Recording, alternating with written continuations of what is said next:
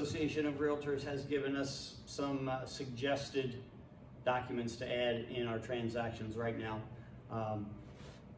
If we understand that technically there still can be in-person showings, among other things, the IAR has given us a document that will help us if those in-home face-to-face showings take place. It's basically an addendum or an amendment. It could be either one to your listing contract.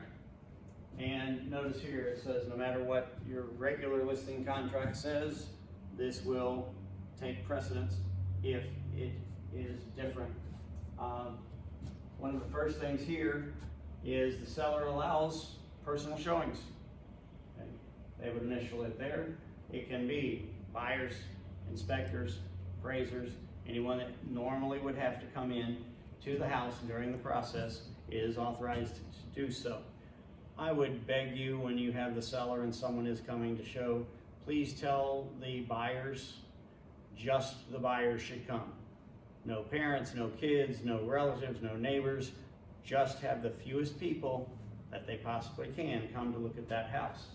But here, the seller says it's okay to do that.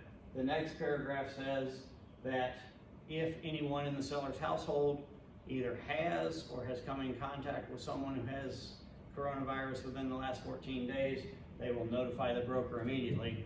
Obviously, you would stop showings at that point.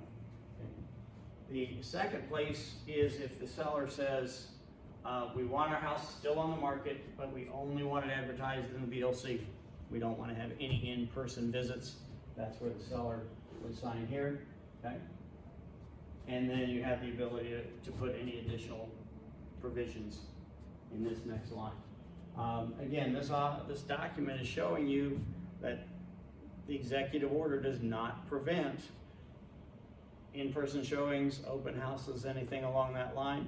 I don't recommend you do it. I wouldn't want to do it, but the executive order says don't do face-to-face unless it would negatively impact the finances or the legal position of your client. So it's still available.